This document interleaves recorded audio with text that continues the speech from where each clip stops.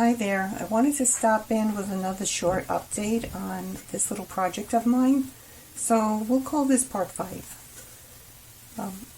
A couple of things I did is I didn't go back and have to paint over this because this paint is absolutely gorgeous. It works very well. It's a good quality paint. And it's a Color Max. I think it's Krylon Color Max. And I had no problem with that covering. It covered beautifully. I hit it once and it was done. I did go over the blue again because I wanted to check out when I had sanded this spot down.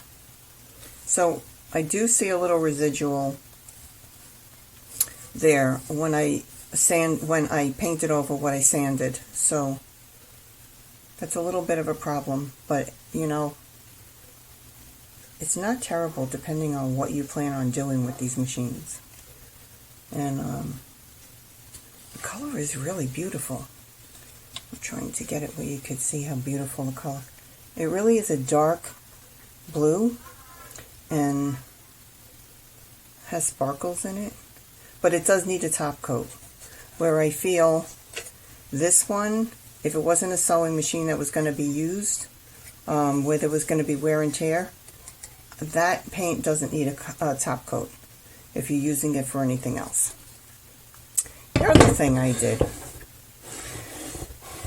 remember I was talking about this foil issue and how I didn't like how it came out after I did it. Well, I did a thing. And the thing I did was I put more adhesive over it and I gave it a second layer of foil. And it really did the trick. It really did the trick, and it looks beautiful. And I think that that is what I would tell anybody who wants to try this on a machine, is if you're going to use this silvery tin foil, aluminum foil looking foil paper, I would go with the gray. The gray base was good, the primer. I sanded this. This is nice and smooth. And then I put the adhesive and then I went over it. You saw me do that. And then I went back and I added another layer of the foil, and I did not pay attention to where the colors were going to land. I tried not to do that because for time, 1, for 2, this has all been a test run, and I want to see what happens when you mess up. I want to see what happens when you don't match your foil. How it's going to be, because you don't learn anything by doing it right the first time. How's that one? But anyway, that's what I did. I also got a little board, and I mean board, B-O-A-R-D, and I found this paint online, which is Color Shift. And this is a blue sparkly paint. I don't think we're seeing it correctly. There we go. That's much better. Boy, reflection. Well, it is shiny. It's not quite as shiny as this, but it is shiny. And if, like I said, if you weren't putting on a surface that you had to wear, like on a sewing machine, you would be doing this with your fabric. If you weren't putting it, sorry about that, if you weren't putting it on a surface that's going to be worked on, I would leave it. But it does need a top coat if I'm going to put it on a machine. And let me tell you, I'm tempted to do a machine with this blue. But I have something else in my mind. I also did do a patch of this over black base coat. And as you can see, you can really see the flower the way it's supposed to look when you do it over black. Again, this is just wood. It's not tin. It's not aluminum. It's not steel. But it came out pretty good. And if you see lines in there, the lines of the glue, that's the adhesive that's underneath the paper, and there's no getting around it. You're either going to have lines What I also know you could do is swirl, but then you're going to have swirls. But if you use a paper that has circle designs in it, that's not so bad. Also, you could water down your adhesive just a little bit to get it a little bit smoother. But tips and tricks. I also found this beautiful paint. And to me, it pretty much looks like the white Singers that you get. Those coveted Singer sewing machines that I'm not as impressed with them, except for the looks of them, mechanically. I think that the original Singer Featherweights were the ones that were built much better. The Singer Featherweights that are lighter were the end of the line for Singer. And I think that the quality was waning, and I just feel like there's many people out there that would agree with me that the quality of the machine overall is not the best, but they are gorgeous, and I'm sure that they work beautifully. I'm not ragging on them, I'm just saying. And then I tried this paint, and this was a little strange. Well, let me go back to this one. I want to show you what this is. This paint is this. It's a gloss protective enamel in antique white, and it has this awesome spray nozzle that you could change to, like your garden hose. Change the type of spray you want to come out of the can. Amazing. And it worked beautifully. I have to play with that a little bit more. I actually have some decals in mind for that already. And let me put the camera down for a second, because I wanted to show you something else. This paint.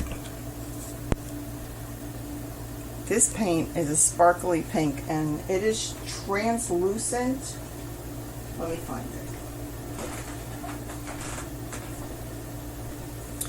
It's not a solid coat of paint. Like, this is what the can looks like when you get it. It's the Rust-Oleum glitter, and really it's just glitter paint. It's actually not glitter paint. It's intense sparkling, I'll show you.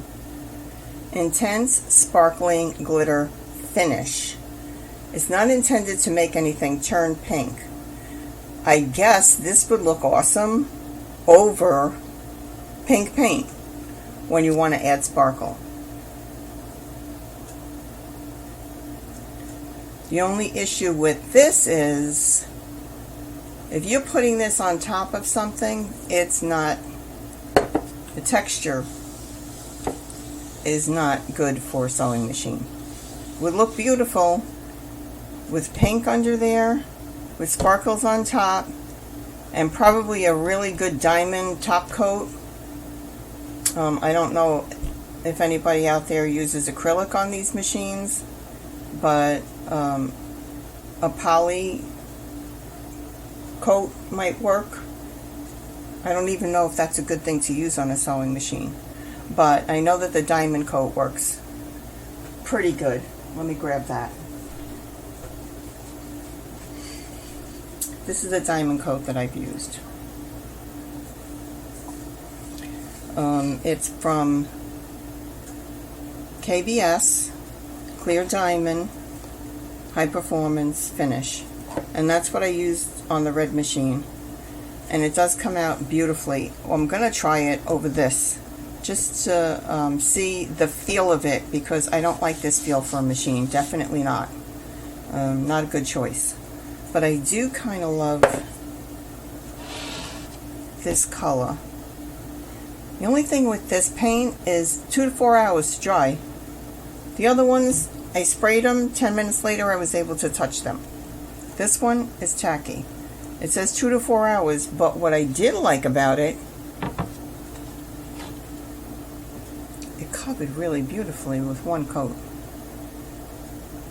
So again, it just comes down to choices. Like, does it matter to you that you have to wait for the paint to dry? If you're only doing one coat, that might be it. If you're doing more than one coat, do you want it to go faster? What I wanted to say about this paint right here.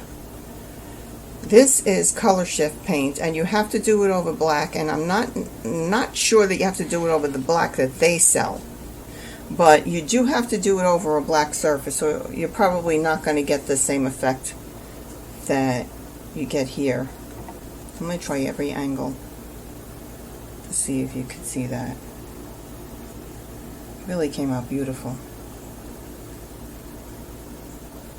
Well, let me grab that can and tell you what that is.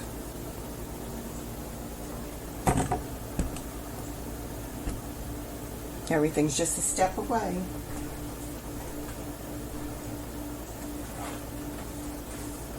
That paint is this. It's beautiful. It's Rust-Oleum Imagine paint. And it is a color shift paint. And this color is Turquoise Waters. So if anybody is interested in that.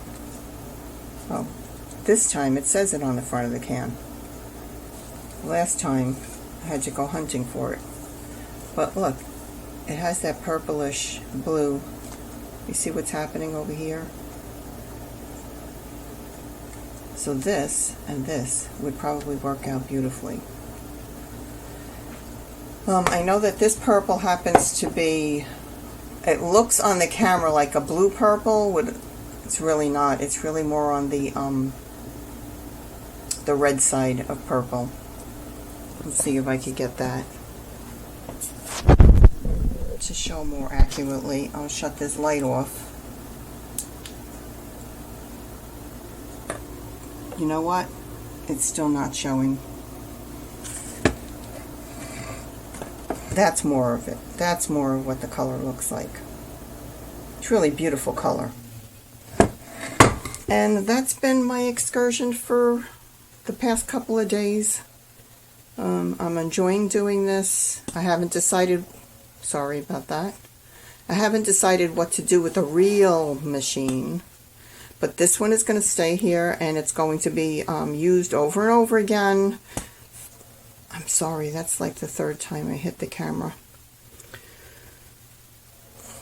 So anyway, I'm going to keep using this machine. I'm going to keep trying different things. I know a lot of you have commented that you're loving that I'm showing different things you could do and what didn't work, and coming back and showing you what does work.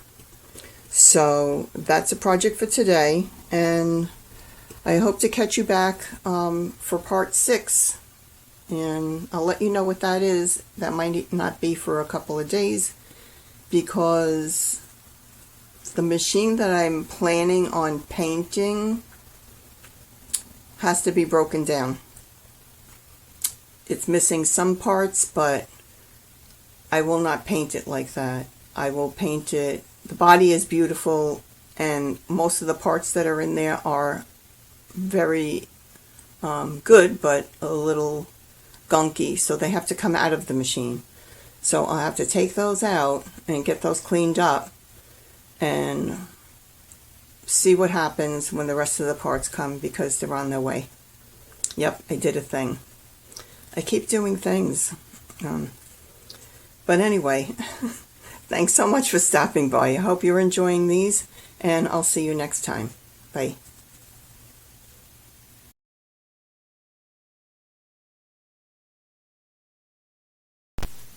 I know a lot of you guys know my buddy here, Sebastian, and he's been lurking in the background wondering why I spend so much time with the camera lately. But I wanted to show him off a little bit. Hey, buddy. Sebastian, hi, you cutie. Hi, you. I love you. He's 12 and a half years old now, and he's kind of in the same condition I am with the arthritis, which makes life easy for the two of us. No one wants to go for long walks or jogs or anything like that. And we're happy being at home and having a warm place to live and some good foods. Or, as those of you who know me, I like to say, good foodies. Anyhow, thanks for letting me share. Bye, buddy. Bye, my buddy. I love you.